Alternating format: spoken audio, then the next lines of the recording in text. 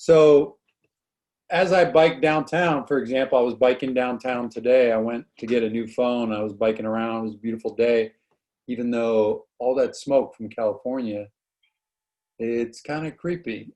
It was in Detroit today.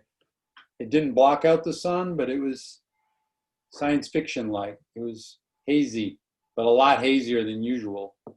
You couldn't see the smoke, but the sun wasn't quite right. So it kind of had this haunted feel.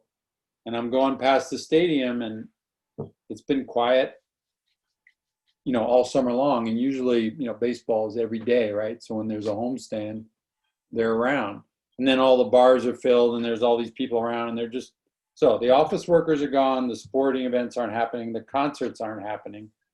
There's really nobody down there. But I'm somewhat of a misanthrope, so I like it. Because when I moved into Detroit, it was kind of like that. Nobody ever came down here because the place was so messed up. Now there's been a lot of building, more offices, more companies moved down here, more workers. They built a new hockey and basketball arena, tons of restaurants. All this stuff that was not here is now here. When was it not there? When did it start to change? I moved in 02, and we noticed in around 2010 and 11, Okay. we started to see these skinny white girls biking around. And my wife and I would say, like, whoa, where'd she come from? Because I used to be the only guy biking around.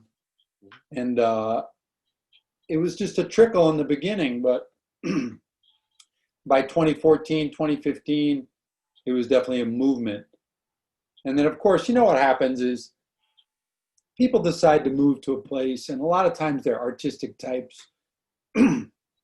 Detroit is so cheap, the real estate, that, the guy would come here, he wants to be a blacksmith, or another guy wants to do urban farming, and another woman wants to be a painter.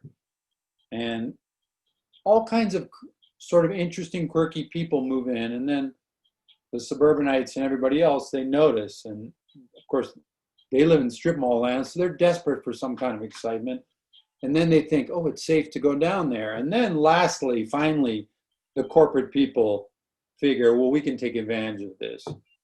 And of course, it seems like the future is urban. So a lot of corporations from Detroit that had fled after the riots between like 2012 and last year, they were just moving back in.